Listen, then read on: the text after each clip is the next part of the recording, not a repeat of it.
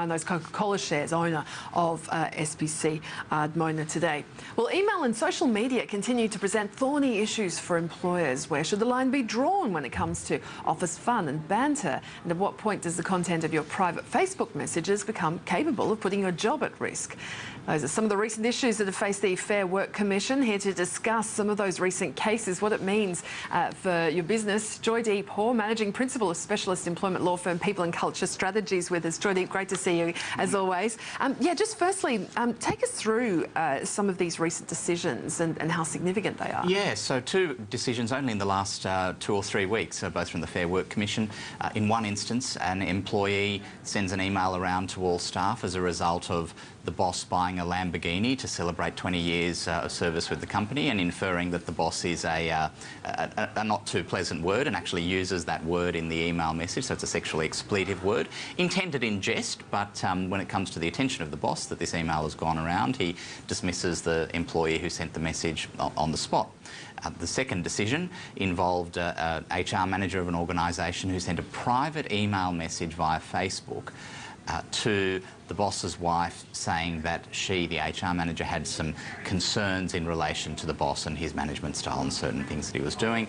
The boss finds out about the email message and dismisses the HR manager on the spot. In both of the factual circumstances, and both dismissed employees brought unfair dismissal claims, the Fair Work Commission found that in both cases the dismissal was unfair. So the employer was not within its rights to take the action that it took, and awards compensation in both cases. Very, very interesting, because as we've been discussing for quite some time now, social media and how that's managed by employers is complex. And I think a lot of employers have probably been in the headspace up to now that anything that is done by their employees using social media is something that they can respond to and take action in relation to.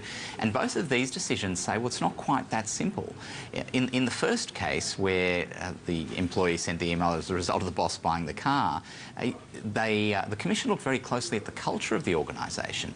And so when it was discovered that the culture of this organisation was one where people would regularly send inappropriate pornographic emails, and there was a lot of vulgarity and jokes and inappropriate language, in that context, the particular email that was sent was actually seen as being pretty mild and certainly didn't warrant termination.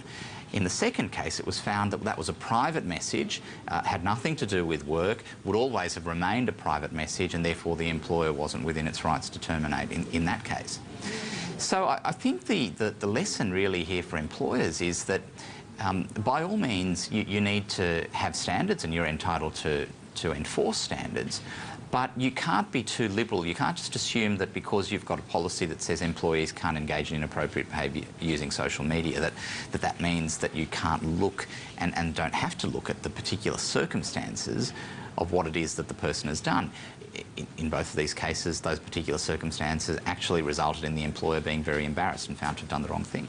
Is there something, I mean, can you sort of specify what content, can be sent in emails and the like in sort of workplace behaviour guidelines? It's very difficult. I mean, it's the same as trying to regulate any form of behaviour through a policy. So, for example, most employers should have, and probably do have, a policy that says you can't engage in sexual harassment and inappropriate racial comments or whatever. But you can't be so specific, you can't get to that level of granularity that's going to cover every single instance that might get someone in trouble. So in that sexual harassment context, okay, it's some things you would like to think are obvious, but what about jokes? What about sharing information about your private life? What about when you're talking about yourself rather than talking about someone else?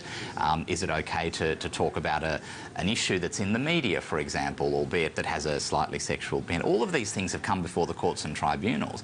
It just highlights that the management of behaviour for employers is more difficult now than it ever has been.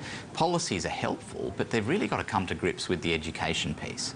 I think giving people a policy and saying, here you go, read it, comply with it, it's just not enough these days. You've got to take the time to sit down with your staff and say, this is what we mean when we talk about the kinds of behaviours that we expect. All right, Joydeep, great to get your thoughts on the most current issues in industrial relations. Thank you so much for that. Joydeep Hoare there, Managing Principal of People and Culture Strategies.